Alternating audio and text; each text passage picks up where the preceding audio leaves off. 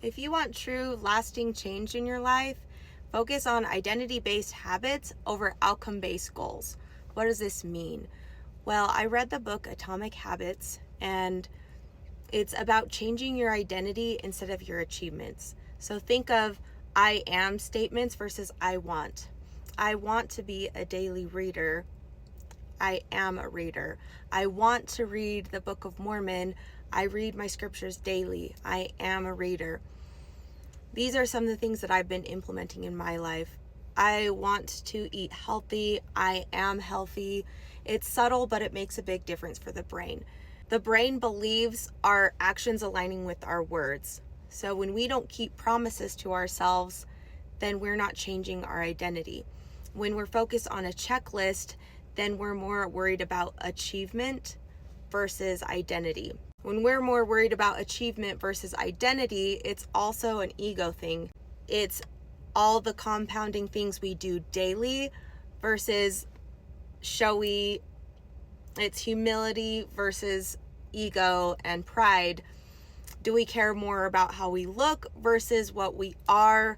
Be, not seem, becoming. Our identity scripturally is I'm a daughter of God. I'm a child of God. When we take on the labels of the world, that's what Satan wants. He wants to confuse us. So in Alma 23, the Lamanites and the Nephites were notorious for being enemies, but when Aaron went and preached the gospel and they believed on his words, they wanted to change their identity. They didn't want to be known as the Lamanites anymore because the Lamanites were known for going against God. They changed their name to the anti-Nephi Lehites to still distinguish themselves in their own group, but they didn't want to be the Lamanites anymore. In my own life, when I've tried to do this Book of Mormon challenge, I wanted to become a daily reader.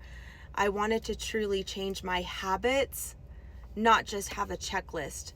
So after I'm done with this Book of Mormon challenge, I'm hoping that 8 months of doing daily posting and daily reading, that this will become my identity.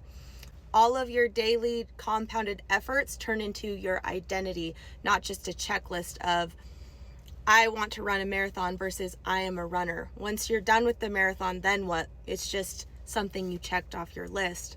When I started being more active in my faith, I had to have more boundaries. I told my friends I didn't want to go or be invited to drinking parties.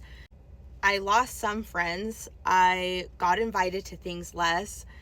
In the sight of the world, I probably was a loser, but in God's eyes, I was a winner.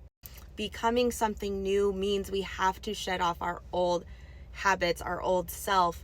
I made boundaries around, I didn't want to be around drinking. I didn't want to be around anything that goes against God's will or God's commandments. So yeah, I probably was like a stick in the mud to some people at that point, or maybe not as fun. It's okay to not look as fun or exciting when you're trying to work on your identity. This is where I'm seeing that there is ways to still stay friends with people. You just firmly need to know who you are and what your boundaries are.